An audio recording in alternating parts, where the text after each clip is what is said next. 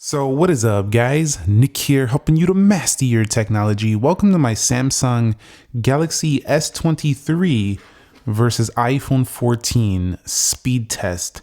Let's go ahead and begin with a boot up in 3, 2, go, and see which one can get there first. Now, the Samsung Galaxy S23 does feature Qualcomm Snapdragon 8 Gen 2 for Galaxy. And over here on the right, we do have the Apple A15 Bionic chipset. And this one has 6 gigabytes of RAM on the right. This one has 8 gigabytes of RAM. But the Samsung still took longer to turn on than the Apple iPhone 14. So do keep in mind that the 14 does turn on a little bit faster. That doesn't make it the better phone though. We'll be doing a full comparison on these soon. So a couple things to keep in mind here with the Samsung Galaxy S23, you will be unlocking with the fingerprint sensor, and these phones come in at around the same price. So that's why I wanted to check their speed. But with this, you don't even have to do that actually. You can just kind of, once you know where it's at, you can do it with the screen off, which means that this is probably faster to unlock once you kind of know where it's at, because you don't have to look at it. As a matter of fact, I'm going to show you right here that I don't have to look at it with this camera. Watch this. So I'm going to look at this camera. Now watch over there. Not even looking. I'm looking at you guys. Look at both. Look at the 14. You see that? So you don't even have to look at that one. Now let's take a look at the iPhone 14. Let's try the same thing. Yep, nothing. Now let me look at the 14. Okay, there you go. So you have to look at it, which means that it's slower because you don't have to look at the Galaxy S23. So S23 unlocks faster than the iPhone 14. Also, with the S23, once you press that finger, it's in. With this one, it's 2 actions. So yeah, unlocking the phone faster on the Samsung device. Now, generally speaking, the Galaxy S23 is going to be a smoother phone than the iPhone 14. Reason why is that this one does come with a 120 Hz adaptive refresh display. This one sticks with 60 Hz. So at the same money, it's, the Samsung's giving you better value right out of the gate right there. You also get an Infinity O over here with the notch remaining on this phone. But generally, just scrolling through the UIs, they're both pretty similar. However, that little bit of extra refresh does make the iPhone 14 look a little bit laggy in comparison. It's not really lag, it's just kind of like a little bit choppier looking because of that. You can also disable that on the Samsung, and then I believe if you disable it, it will kind of look maybe just, it actually might look a little worse than the iPhone when you put on standard motion.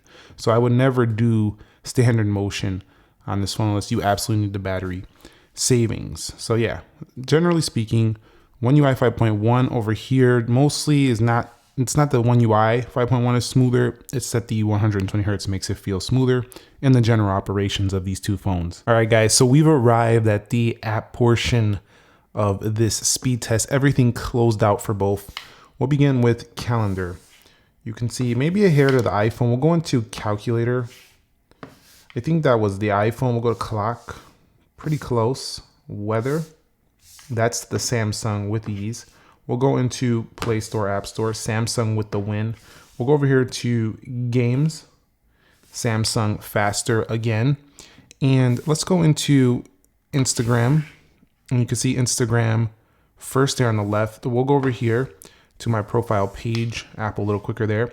But check this out, when scrolling through Instagram and using, social media and stuff, the applications on both phones are just super smooth and fast now.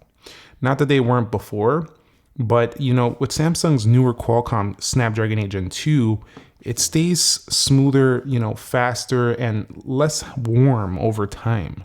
So I found the S22 to heat up much more than the S23 so far. So even though these phones don't look as exciting, under the hood, the S23 models I'm referring to, they are much more efficient. So we can go here to S21 Ultra, maybe the pinnacle of Samsung design. But overall, just take a look at the smoothness. It's exciting. Let's go over here to Twitter. It's exciting that, before we've always had an alternative option and Twitter was winning on the Samsung, by the way. We'll go over to Groupon. And that's going to be a win to the iPhone. We'll go to categories. Samsung said shut up. We'll go into things to do. Samsung with the win in application. So depending on the application, you'll see differences. Apple's still with this smooth, generally smooth scroll, and then Samsung smooth if you slow it down, but if you flick it, it goes really fast. It can go pretty fast on the iPhone as well. But one thing to note here is the animations. Taking a look at animations, Samsung with the win there. Taking a look at animations, smooth as butter on both. We'll go into Best Buy, and you can see Samsung with the win on the left. It's really just going to come down to this here. Do you want to be in this ecosystem or this ecosystem? Samsung said, I'm taking this victory once again, man. That Samsung S23 is fast. Let's go into Starbucks.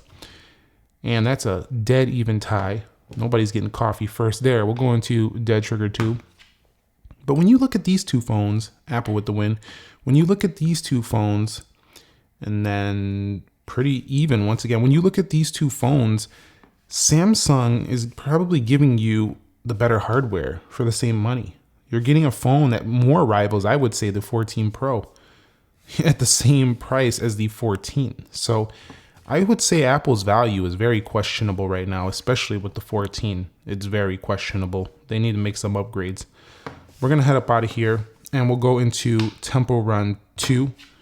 And you'll see that the Temple Run 2, it looks a little faster for the Samsung. So even games, like I used to always brag about how iPhones have the faster gaming, but nowadays you can really run most of what you need to run on mobile very easily on either phone, and it's not going to choke on either. I will say one thing I really like about the S23 though is super thin bezels. They look beautiful. Let's go into Asphalt 9.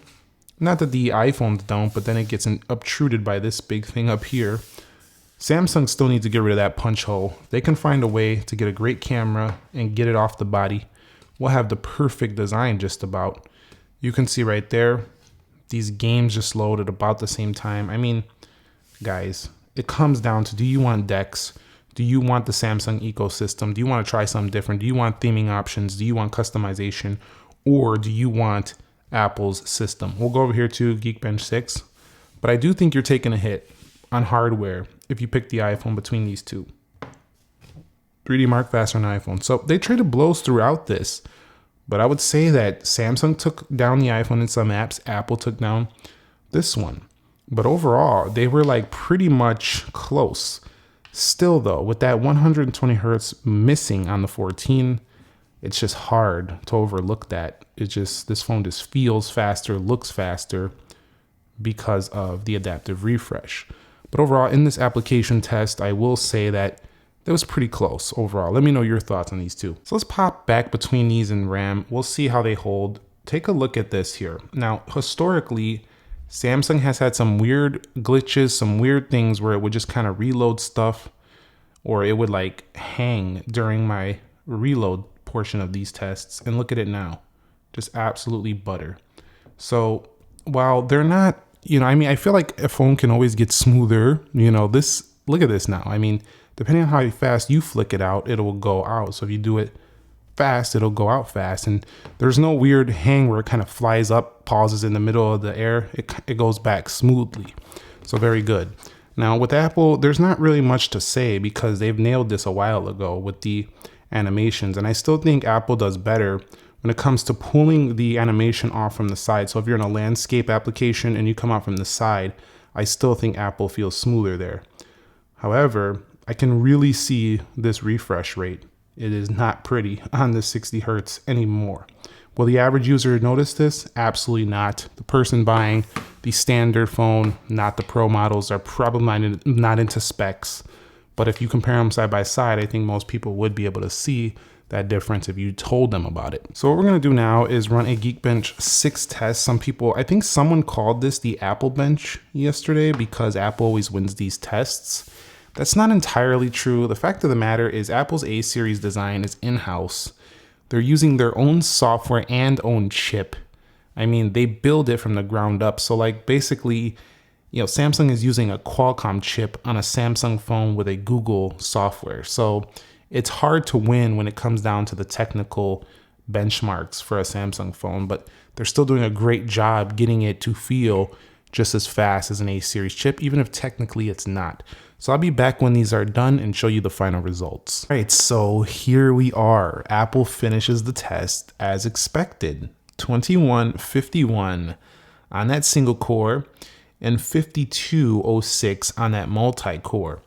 Now, you'll see right here, this is only the A15 Bionic chipset while we wait for Samsung to finish. So this is not even Apple's A16 Bionic, but those aren't really big upgrades anyway. We'll have to see what they do this year, because I know they're not going to like that Samsung has these incredibly fast, S23 phones competing with them now closer than ever. I'm guessing they're going to bring out some beast chipset later this year, but you'll see, doesn't really demolish it here in the single core, just 300 points better, but Samsung still loses out in the multi-core, which is a little weird considering it has more RAM, but at the end of the day, Apple wins once again in the benchmarks. Like I say, doesn't matter to some people. I was shocked the other day to find out that the S23 Ultra won in 3D Mark. So let's see if 3D Mark will go to the S23 as well in this Wildlife Extreme test. I'll be back when these two are done running these benchmarks. All right, so S23, unlike the other one, is finished first here on Wildlife Extreme. It does finish with a 3358, and the iPhone loses here. Take a look at this. The iPhone has lost here. 2713 in Wildlife Extreme. 16.02 average frames per second, 20.10 on the Samsung. So Samsung has taken down the iPhone in Wildlife Extreme. What does that really mean for you? It means should have great gaming performance on the Samsung. Now over here, not that it won't be on the iPhone, they're very well optimized as well, but if you go over here and turn off power saving, if that mode's on, you'll get better performance. Also, if you go up here when you get your phone and you go add the performance profiles right here, add this to your upper area. When you do start playing games, go ahead and keep this in the standard. It will give you the best performance. And yeah, so let's wrap it up here. Samsung Galaxy S23 feels faster than the iPhone 13. I'm just going to tell you that right now. Did I say the 13 are so similar? The 14. If you want to see the 13 comparison, let me know. But it feels faster. Had a better benchmark in Wildlife, but lost in Geekbench. And, it's around the same price for a phone that feels closer, I would say, in build quality, what it's offering to Apple's iPhone 14 Pro. So yeah, if you want a little bit bigger size, you can get their S23 Plus for the same price as 14 Pro. So let me know your thoughts on this one down below in the comment section of this video. Are you picking up an S23 or iPhone 14? Are you waiting for the 15 to see how they really compare? Thumbs up if you enjoyed it. Subscribe for more continuing coverage of these Galaxy S23 models on the channel. Thank you very much for watching. Nick here. Be sure to be well, and peace.